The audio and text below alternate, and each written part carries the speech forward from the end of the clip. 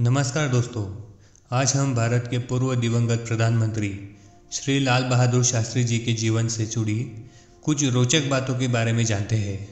सबसे पहले हम श्री लाल बहादुर शास्त्री जी को उनकी 2 अक्टूबर 2022 को हो चुकी लाल बहादुर शास्त्री जयंती के उपलक्ष्य में भावपूर्ण श्रद्धांजलि देते हैं और अपना यह वीडियो शुरू करते हैं।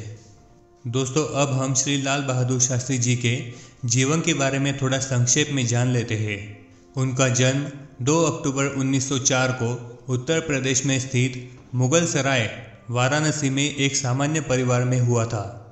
उनके पिताजी शारदा प्रसाद श्रीवास्तव पहले बतौर शिक्षक और बाद में भारत सरकार के राजस्व विभाग में क्लर्क के पद पर कार्यरत रहे थे। परिवार में उनके माताजी राम दुलारी और 2 अन्य बहनें भी थीं। उनके पिताजी का निधन तभी हो गया था जब वो मात्र 1.5 वर्ष के थे। उनकी शुरू की शिक्षा मध्य रेलवे इंटर कॉलेज मुगल सराय और वाराणसी में हुई और इसके बाद वर्ष 1926 में उन्होंने काशी विद्यापीठ से स्नातक की शिक्षा पूर्ण की। उन्होंने देश के राष्ट्रपिता महात्मा गांधी जी के नेतृत्व में भारत को अंग्रेजों के शासन से मुक्ति दिलाने के लिए रात दिन संघर्ष किया और अपना योगदान प्रदान किया। वर्ष 1927 में उनका विवाह ललिता देवी जी से हुआ और उन दोनों के 6 बच्चे थे, जिसमें 4 बेटे और 2 बेटियां थीं।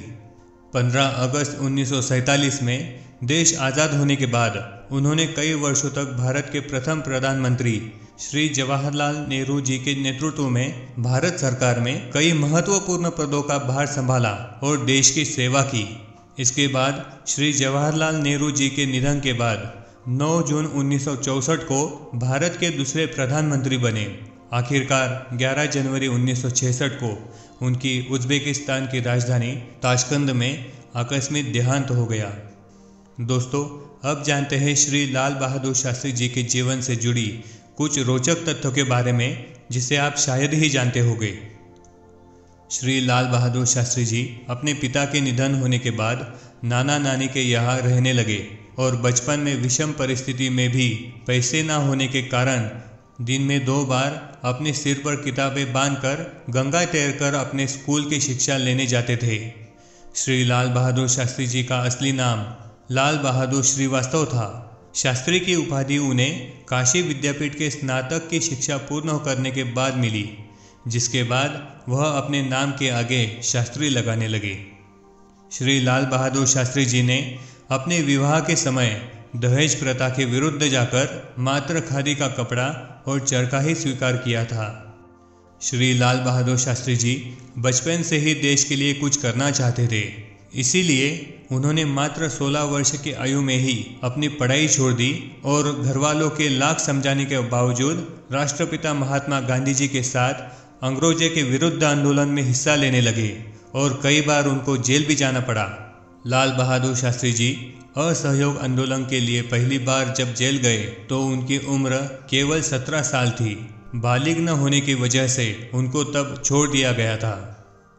हम सब जानते हैं, जय जवान जय किसान का नारा हमें श्री लाल बहादुर शास्त्री जी ने दिया था। पर क्या आप जानते हैं कि इस नारे के पीछे की कहानी क्या है? चलो जान लेते हैं इसकी कहानी। बात 1964 की है, जब वह प्रधानमंत्री बने थे। तब देश खाने की चीज़ें आयात करता था और उस वक्त देश PL 480 स्कीम के तहत नॉर्थ अमेरिका पर अनाज के लिए निर्भर था। 1965 में पाकिस्तान से जंग के दौरान देश में भयंकर सूखा पड़ा।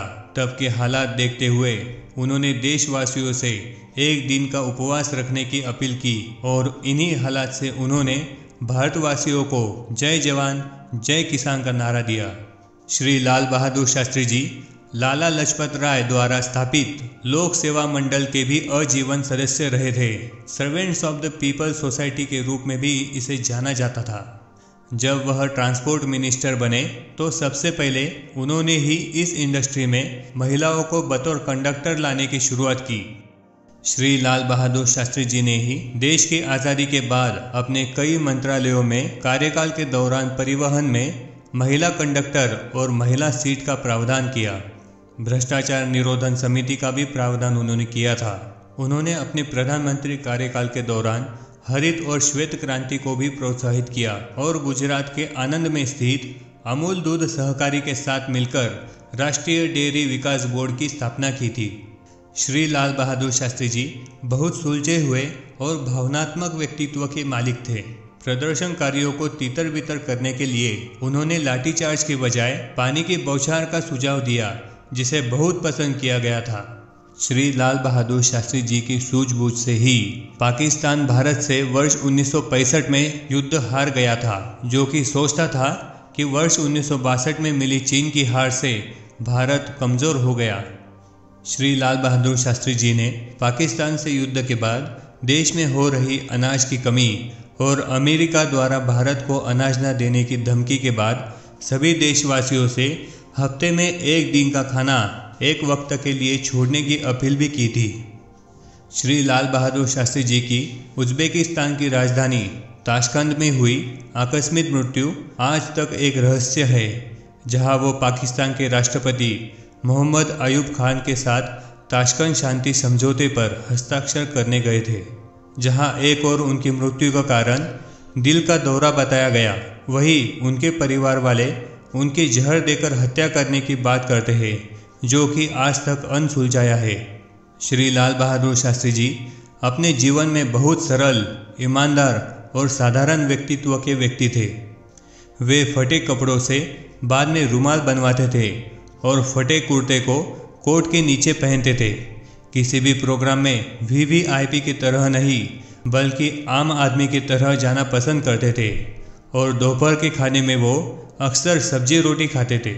उन्होंने प्रधानमंत्री बनने के बाद भी कभी अपने लिए कार नहीं रखी थी।